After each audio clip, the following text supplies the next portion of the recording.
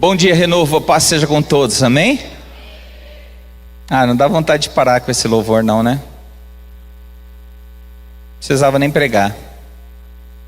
Mas eu vou pregar sim mesmo. Achei muito interessante, meu pai que moderninho aqui, né? Com a perninha para frente, assim. Se eu parar assim é por causa dele, viu, gente? Amém, que palavra abençoada. Falou um pedaço da mensagem aqui. Ele citou versículos que eu vou citar. Irmãos queridos, existe uma sintonia de Deus nesse lugar. Amém? Essa sintonia, ela não acontece por acaso. As coisas com Deus, elas são reativas. Você pode provocar. Você pode ficar em silêncio e Deus vir do nada falar com você.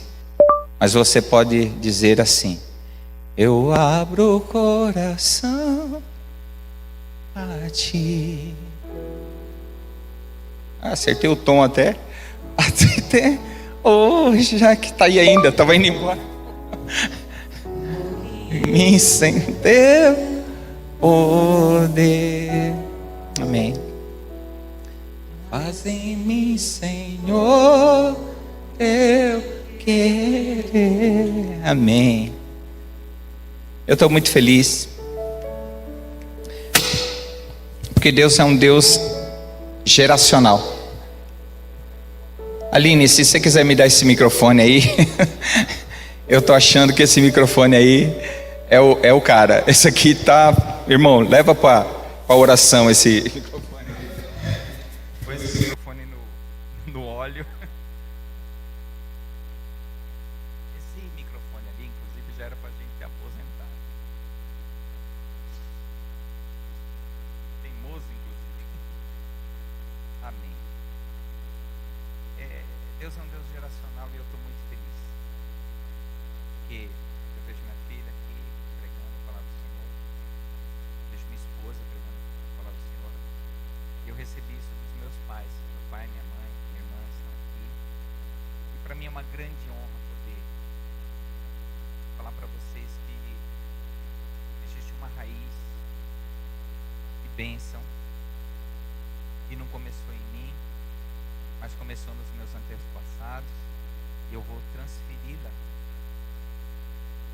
e eu vou passá-la geracionalmente para a minha família e para a família de Deus que está nesse lugar. Então, se você é um filho desse ministério, se você é uma pessoa que serve ao Senhor aqui, saiba que sobre você está uma unção que tem lastro, que está ancorada em muito tempo de pessoas que buscaram a Deus. A palavra de Deus fala sobre bênçãos e maldição. Fala sobre a maldição que vai até a terceira e quarta geração. Mas a bênção do Senhor se estende até 1000 gerações. Você está vendo como as coisas de Deus, elas vencem em todos os sentidos? O espírito imundo vai embora na base da oração. Os espíritos imundos mais difíceis vão embora com jejum e oração. Então existe o fluxo de Deus. Por isso que é necessário a gente ajustar o nosso pensamento, a forma como nós pensamos. A Bíblia fala sobre que nós devemos transformar-vos pela renovação da vossa mente. O que é a mente? A mente é aquilo que você sabe, aquilo que você conhece, aquilo que você aprendeu, aquilo que você é, como você reage. A Bíblia fala para você ser transformado em sua mente através de uma mudança do seu pensamento. E essa mudança de pensamento vai fazer você experimentar a boa, perfeita e agradável vontade de Deus. Esse é o desejo de Deus para a sua vida. O desejo de Deus não é te deixar no meio do caminho. O desejo de Deus não é deixar você sempre menos um palmo atrás daquilo que você poderia ser. O Senhor quer você na sua plenitude. E a palavra de Deus, ela nos faz acessarmos aquilo que Deus sonhou para nós. A palavra de Deus nos alinha, ela nos alimenta, ela nos limpa, ela nos abençoa. A palavra de Deus, ela traz para nós uma vida que realmente vale a pena ser vivida. Muitas pessoas não vivem essa vida plena. Muitas pessoas não vivem a vida que vale a pena ser vivida. Elas vivem uma vida a 70% daquilo que Deus preparou. É um desperdício de potencial. Sabe quando alguém chega para você e fala assim: puxa, você tem tanto potencial? As pessoas falam assim: puxa, que bom. Sabe o que ela realmente está falando? Você tem um potencial que você não está atingindo. E é muito ruim nós sermos menos do que Deus preparou nós para sermos. Mas tudo vai depender do alimento que você come. Você sabe que fisicamente é assim. Se você se alimenta de fast food, se você come besteiras, se você não faz refeições regulares, se o seu alimento é pobre em proteínas, você sabe que seus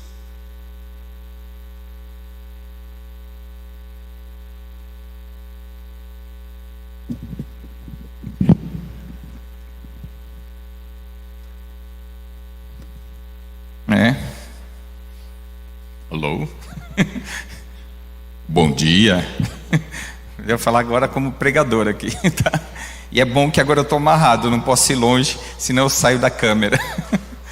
A câmera tem um ponto ali, se você olhar, você vai ver que eu posso ir até um certo ponto, aí eu desapareço. Quem está vendo em casa não me vê mais, então eu vou até ali, olho para lá e vejo que já está na hora de voltar. Mas, voltando aqui, tá? Desculpa por essa falha, é uma falha humana. A culpa é minha e eu ponho em quem eu quiser, né? Eu devia ter comprado melhores e maiores, mas ainda não está na hora. Mas vamos lá. Quero dizer para vocês que a sua saúde física depende daquilo que você se alimenta. A sua saúde moral depende daquilo que você se alimenta. Ah, como é que eu me alimento da saúde moral? As companhias que você tem, as coisas que você vê na internet, os acessos que você não deveria ter. Isso atrapalha a sua vida. E no ponto espiritual, nós somos bombardeados o tempo todo. Então eu quero dizer para você de verdade, de todo coração, se é a mídia social que está te alimentando, a depressão é culpa sua. Não é nem do diabo. Se bem que o diabo que alimenta a mídia social com tantas informações que não prestam para o cristão.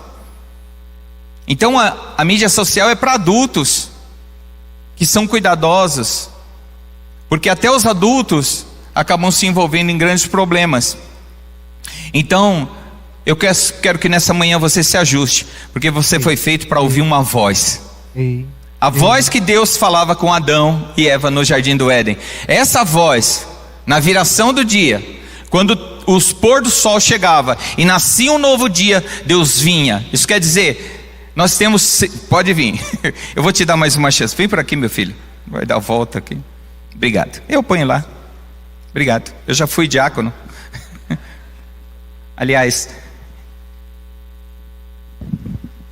aqui eu sou pastor, lá em casa eu sou diácono. Quem lê entenda, tá? Nós somos feitos para ouvir a voz de Deus em meio às calamidades.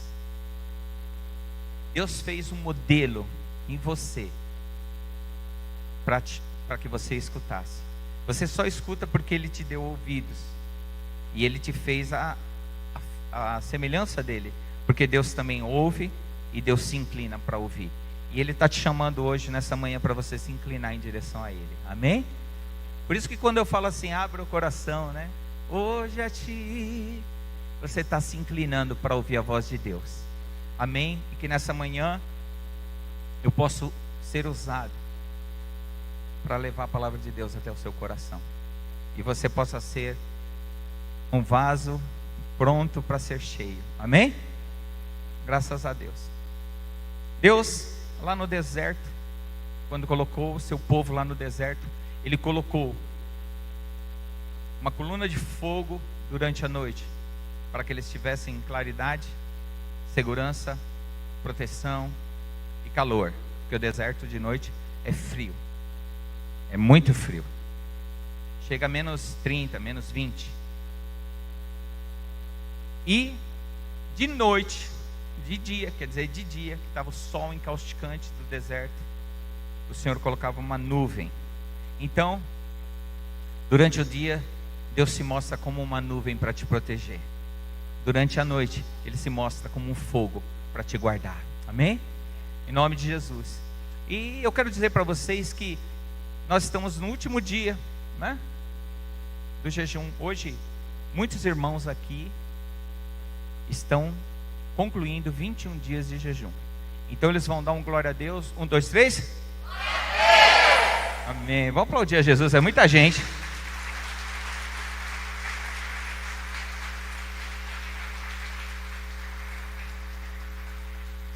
O jejum é um posicionamento. E uma pessoa que está posicionada, ela sabe o lugar dela, ela sabe o lugar dos outros, e ela sabe o lugar de Deus na vida dela. Amém? E o posicionamento limita as investidas do diabo contra nós, mas não as anula. Porque se Deus anular qualquer problema que você vai ter, você nem testemunho vai ter para contar. E uma das coisas que eu era adolescente, eu nasci e fui criado na igreja. Quando eu nasci, a igreja era no quintal de casa. Meus pais eram uma espécie de zeladores da igreja. E eu tive esse privilégio. Nos primeiros dias, minha mãe ainda com pontos já me levou no colo para a igreja, né? E já estava lá e todo mundo queria me pegar porque eu era muito lindo. Era, me lembrado. Tem os irmãos que não deixam eu esquecer que eu era, né? Então posicionamento é o nome. Eu fui posicionado, fui levado para a casa de Deus. Só que eu ficava vendo os testemunhos. O irmão vinha na frente e falava: tomei 370 tiros. Eu morri 5 vezes. Meu Deus do céu. Não, estou brincando que isso tem um cara na internet que fala isso, né? Mas você sabe o que é. Para isso que eu pago a internet, né? Aí você vê que as pessoas tinham testemunhos fortes. E eu, Senhor, eu não tenho nada para contar. Eu posso te dizer, não faça essa oração, irmão. Eu tenho um monte de coisa para contar. Um monte, porque Deus vai permitindo. Porque é na academia, quando você força os seus músculos, que você pega músculos. É no meio de uma dificuldade financeira na sua empresa, que você descobre que você precisa fazer cursos, que você precisa estudar, que você precisa de conselheiros, que você precisa de parar de ser uma anta. Você vai descobrindo devagarzinho como é que a vida é feita. E Deus vai deixando você às vezes resvalar o pé, às vezes você está uma tropeçada, porque Ele quer te mostrar que você sozinho não é nada, e você depende dEle.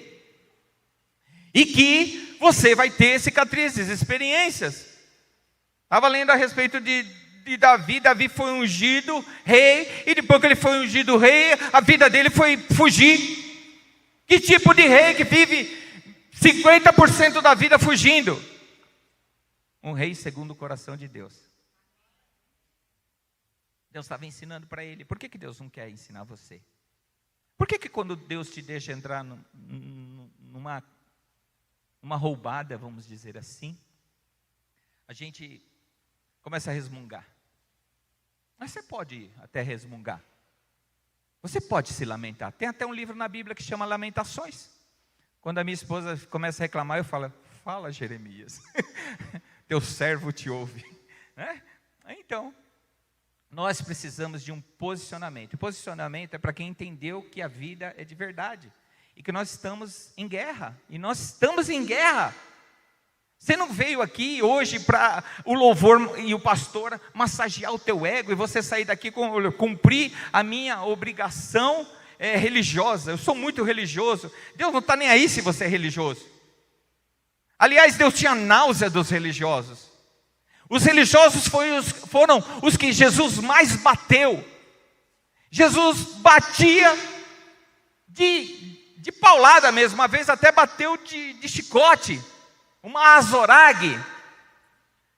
Que as pessoas falam assim: não, Jesus ficou irado e ficou nervoso, pegou a azorague e saiu batendo. Não, irmãos.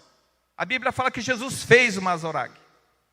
A azorag é feita devagarzinho.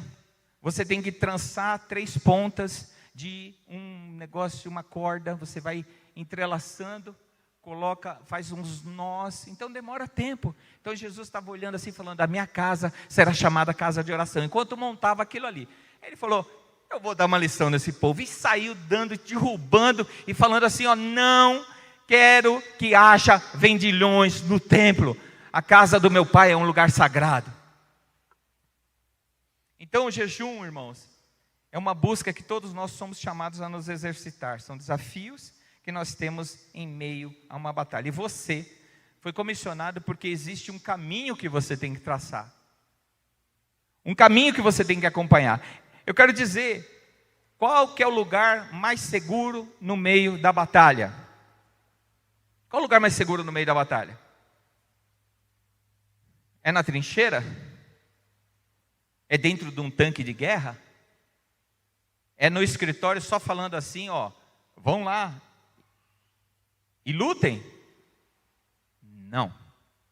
O lugar mais seguro da batalha, para aqueles que temem o Senhor, para aqueles que são chamados segundo o propósito do Senhor, o lugar mais seguro da batalha é na frente, na linha de frente da batalha. Amém? Mas pastor, ali é o lugar que mais riscos você tem. Quem não sofre riscos tem uma vida pálida, sem graça. Porque sofrer riscos com Deus é declarar: Senhor, eu estou nas tuas mãos. O Senhor é que me conduz e é o Senhor que vai me proteger. É o oposto de tentar manter a nossa segurança, sabe? Muitas vezes a gente passa a vida inteira montando um esquema para a gente nem precisar de Deus. Eu tenho que arrumar bastante dinheiro para não precisar nem de Deus. Mas o plano de Deus é que você dependa dele com muito ou com pouco dinheiro. Que você aprenda isso: Senhor, eu dependo de Ti. Por que o lugar da frente de batalha é o lugar mais seguro? Porque quem crê em Jesus foi feito para avançar. E é a igreja que avança contra as portas do inferno. E a Bíblia diz que as portas do inferno não prevalecerão contra a igreja do Senhor. É a igreja que vai na porta do inferno reivindicar pessoas que já estão ali dentro, que estão perdidas, que foram laçadas. Temos muitos aqui que estavam na porta do inferno. Pode levantar a mão aí quem estava na porta do inferno. E porque a igreja foi lá, alguém ousado chamou você. Sabe, a frente da batalha é o lugar das oportunidades. Davi, lá em Samuel 17:45, 1 Samuel, na King James atualizada, a versão da Bíblia que eu estou usando. Contudo, Davi retrucou ao filisteu: tu vens contra mim com espada, lança, escudo, pontiagudo. Você está maquinado, armado. Davi não falou assim: eu vou contra você com a minha lança e 5 pedras do ribeiro. Ele não disse isso assim. Ele disse algo que eu quero que você repita. Eu, no entanto, venho a ti, em nome de Jeová, o Senhor dos exércitos, o Deus dos exércitos de Israel, que desafiaste. Então foi na linha de frente que Davi venceu o gigante. Foi se colocando como uma pessoa que não temia o enfrentar, pois confiava no Deus que o dirigia. Eu posso ouvir amém? Amém. A Bíblia conta uma história que eu não sei se você conhece. Antes de Davi teve um rei chamado Saul. Saul tinha um filho chamado Jonatas. Jonatas é aquele que foi o melhor amigo de Davi. E Jonatas estava juntamente com o exército do seu pai, cerca de 600 homens, e eles estavam acampados num lugar. E um pouquinho distante daquele lugar tinha um vale, que tinha penhascos aqui, penhasco desse lado, do lado direito, do lado esquerdo, de frente. E Jonatas chamou o seu escudeiro, a Bíblia diz o seu fiel escudeiro, o seu moço, que normalmente era um rapaz mais novo. E escudeiro era aquele que carregava as coisas para o soldado. Então o soldado ia para frente e falava assim: espada, espada, o escudeiro pegava espada. Aí Era tipo um imediato. Escudo, ele pegava o escudo, ele carregava as coisas.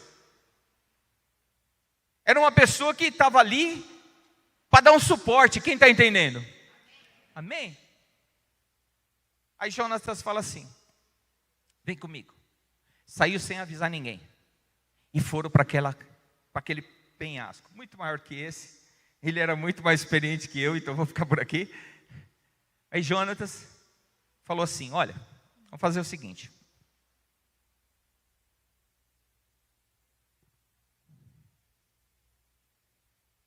Vamos nós dois lá atacar o exército dos filisteus? Aí o escudeiro falou assim: faze o que está no teu coração. Aí ele falou: vamos lá. Então vou fazer o seguinte: eu vou até lá junto com você. Nós vamos nos posicionar e vamos nos deixar ser vistos. Aí belo plano, hein? Tem um monte de exército do lado de lá, muito maior que os 600 que estão com a gente. Tem uma galera lá querendo matar a gente, mas faça o que está no teu coração, eu estou contigo.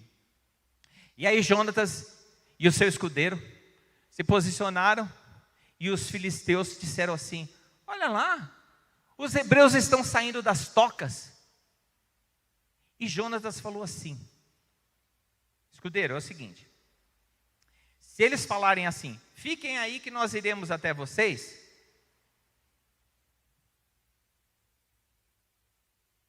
a gente vai ficar parado. Mas se eles disserem assim, venham até nós, que a gente vai mostrar uma coisa para vocês.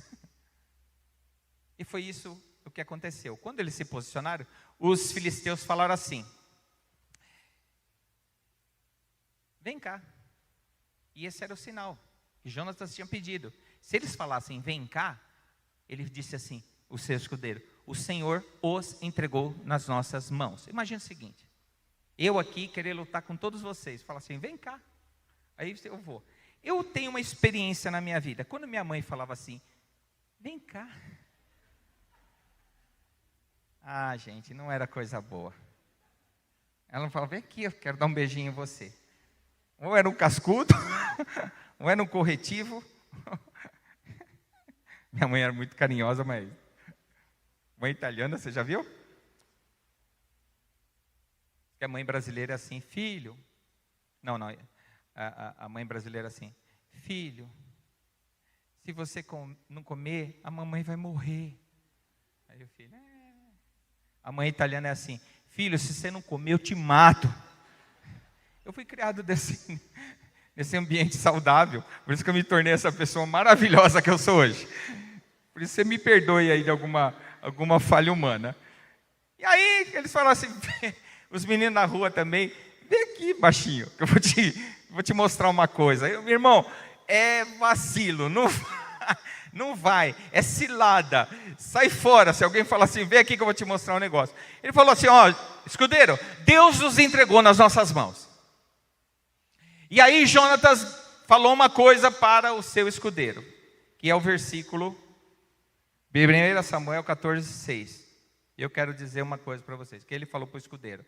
Eu quero que você fale para você, depois você vai falar para a pessoa mais linda que está do teu lado.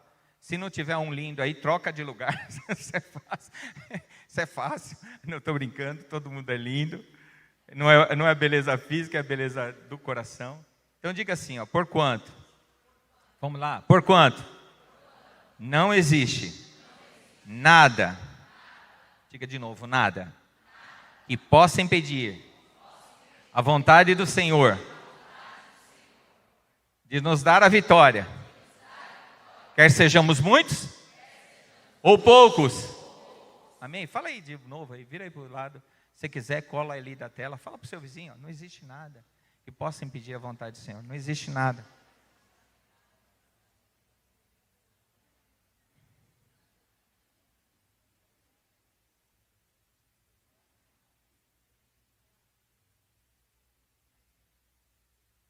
O que aconteceu? Por que, irmãos, Veja uma coisa. Qual a chance do exército filisteu querer vir contra Jonatas e contra o seu escudeiro? Por que eles não vieram? Irmãos, tinha que descer o despenhadeiro engatinhando. E tinha que subir engatinhando. Imagina, você tá lá com a espada na mão. E vamos dizer, o filisteu está aqui, espada na mão. E o Jonathan e o escudeiro vem vindo engatinhando no penhasco. Eu não sei se eu fiz direito aqui, vocês me perdoem. Mas eles subiram engatinhando. Qual a chance do exército filisteu vir engatinhando, esperando Jonatas e o escudeiro? Você já pensou? Vem vindo alguém, você já dá nos dedos, né? Você começa a chutar pedra para acertar o cara. Não, Jonatas e o seu escudeiro subiram engatinhando. Quando chegaram lá em cima, Jonatas foi na frente. Deve ter ajeitado a calça. Foi na frente, sem arma. E foi só dando voadora. Chute e soco, voadora. E ele jogava para trás. E o escudeiro, que só carregava a arma, falou... Tchá. Quando deu 20, o exército... Quando deu 20, num ambiente de 1.200 metros... Imagina, 1.200 metros, vindo gente, pá, e eles matando. O exército filisteu viu aquilo e ficou com medo. Deus mandou um terremoto, a terra veio, tremeu o chão, porque Deus entrou naquela batalha, amém? E o resultado você já sabe. Israel ganhou aquela grande vitória que nós vamos aplaudir o nome do Senhor, amém?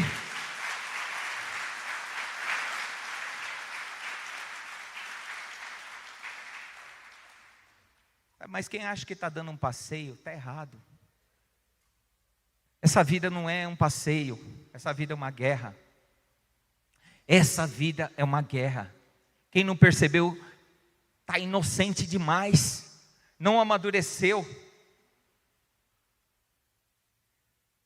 Hoje nós cantamos ao Senhor, e quando nós cantamos, não são músicas.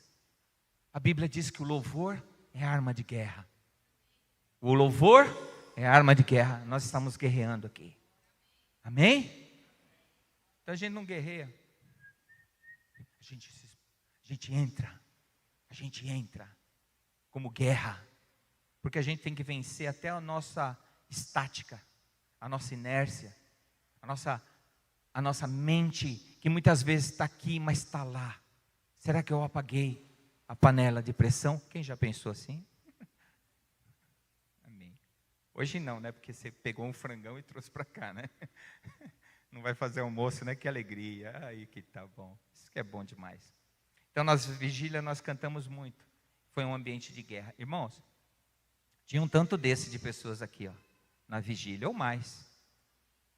Louvor e adoração.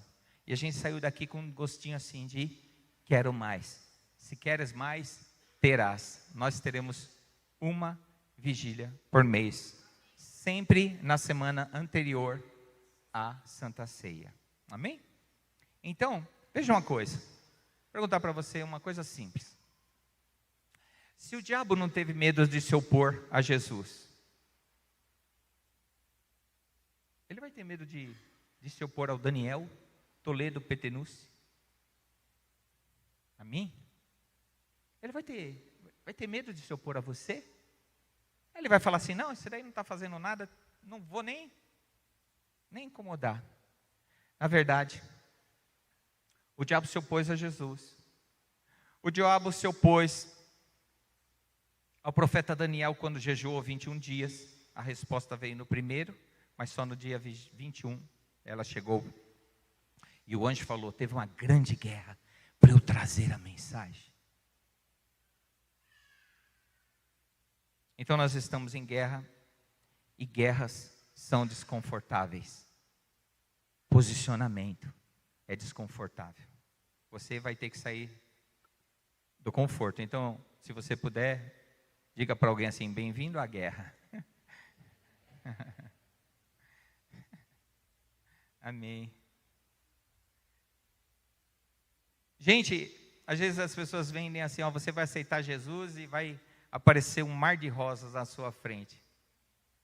Inocente, não sabe nada. Nós temos que aprender que Jesus foi perseguido, Jesus foi afrontado, combatido, testado, tentado. E por que nós não seríamos? Por que nós não seríamos? Na quinta-feira eu conheci o Diogo, é isso? Diogo é esposo da Sandra, pai da Juliana, e vô da Isabel, e bisavô da Isabela, que é o coelhinho. A coelha chama Isabela, né? Hoje tem vô de pet, eu por enquanto sou vô de pet, né? Amém. Tem pet pra caramba. Podia ser Petinuce, né? Não é pet só. Mas tá bom. Tudo dá seu tempo. Glória a Deus e aleluia. Ele é pastor, a senhora também é pastora.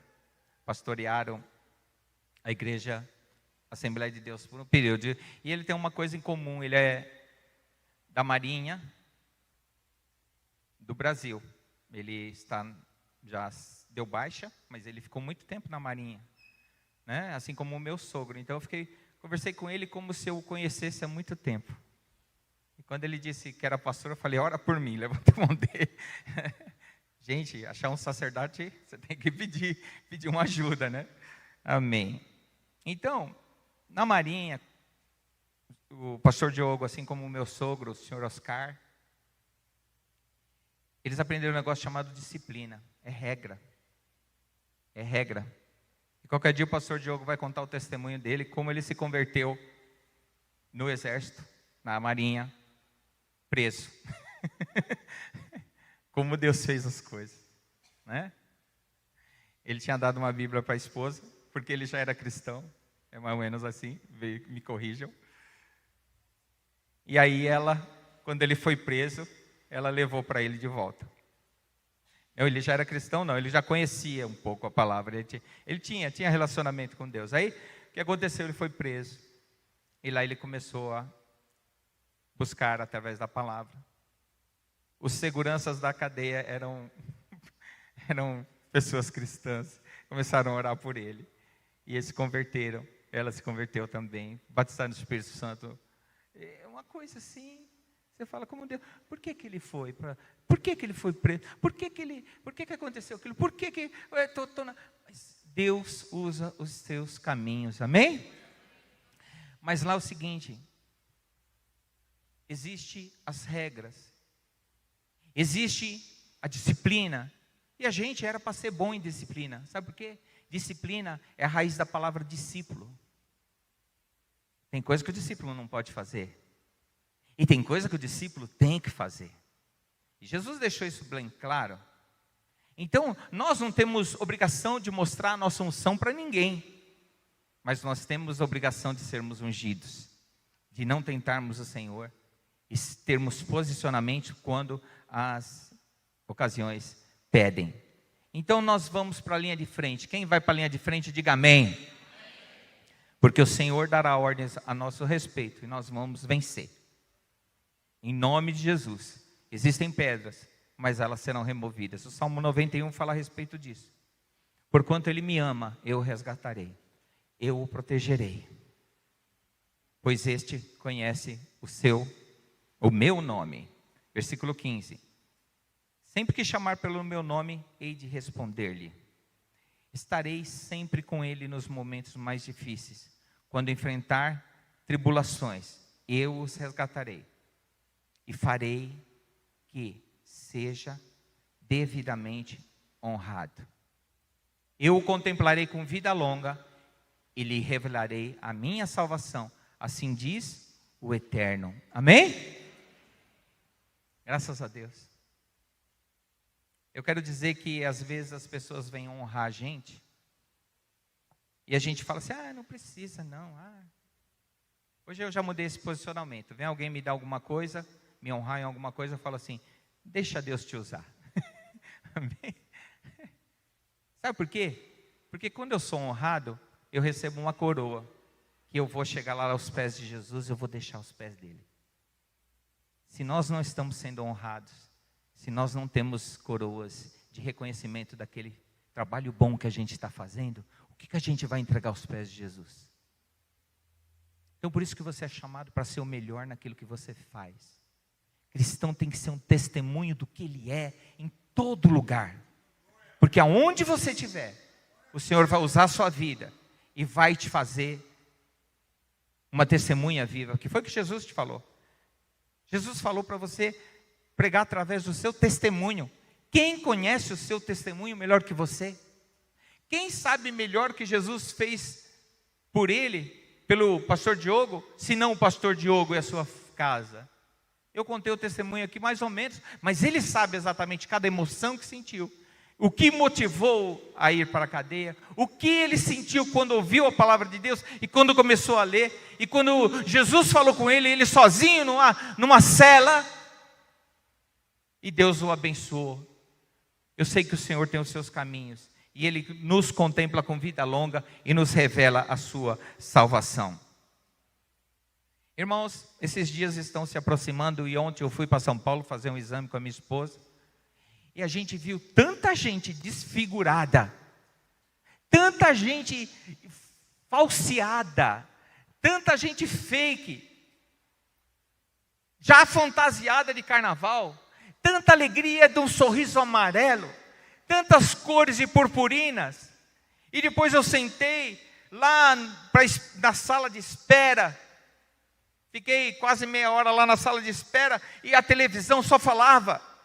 E aí, eram tantas pessoas tortas que davam seu testemunho, dizendo, eu estou muito feliz. Um homem com roupas femininas balançando, eu estou tão feliz e tal. E logo depois as mães levando criancinhas, olha, eu já estou aqui com meu filhinho, já estou levando nos caminhos aqui, para ele se tornar alguém que também se põe cheirinho na frente.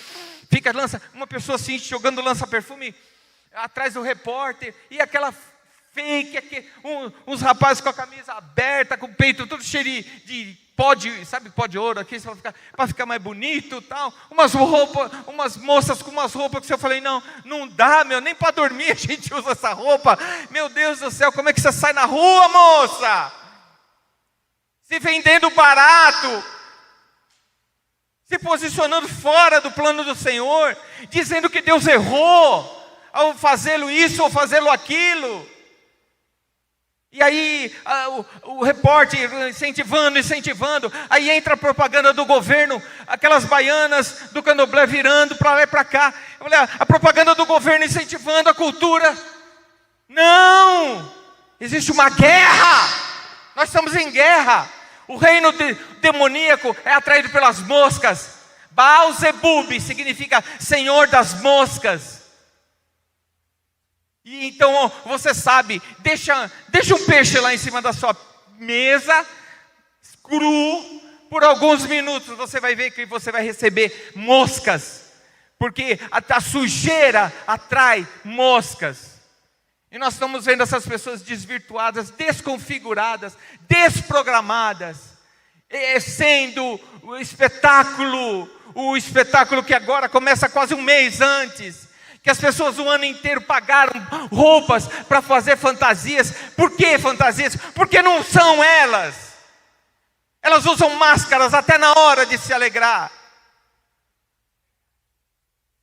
Então uma vida vazia, não estão sendo aquilo que o Senhor as preparou para ser. Por isso que nós, pelo amor de Deus, eu rogo-vos, pois, irmãos, pelas misericórdias de Deus, que apresenteis os vossos corpos em sacrifício vivo, santo e agradável a Deus, que é o culto racional. Vocês preparam o culto, vocês trabalham juntos para chegar e falar: Senhor, essa é a nossa melhor oferta, Senhor, essa é a minha melhor dança, Senhor, esse é o melhor solo, Senhor, esse é o melhor cuidado. Eu passei pano aqui, pensando assim: Senhor, deixa esse lugar limpo, Senhor, purifica esse ambiente. Nós queremos gerar aqui um lugar onde a sua presença tenha liberdade de agir, onde o Senhor fique à vontade. O meu posicionamento vai atrair um dos mundos. Um dos mundos serão atraídos por aquilo que eu sou.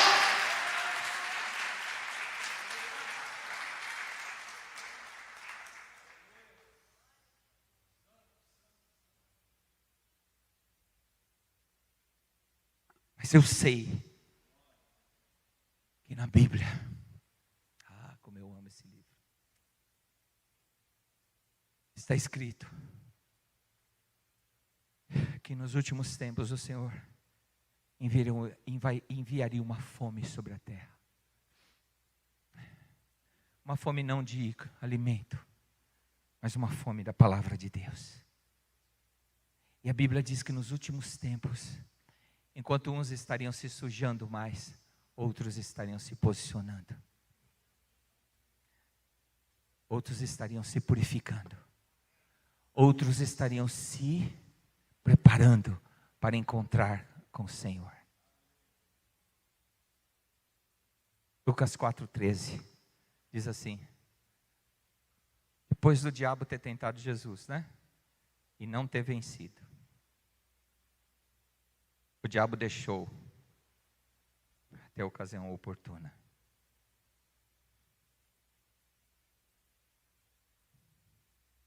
Interessante, né? Às vezes a pessoa fez o jejum e falou assim: agora eu fiz o jejum, estou blindado. Foi no último dia de jejum que o diabo veio afrontar. Jesus o venceu pela palavra. Diga assim: pela palavra. A palavra que sai da boca de Deus é o meu alimento e é a minha arma contra o diabo. Vamos aplaudir a palavra de Deus, amém?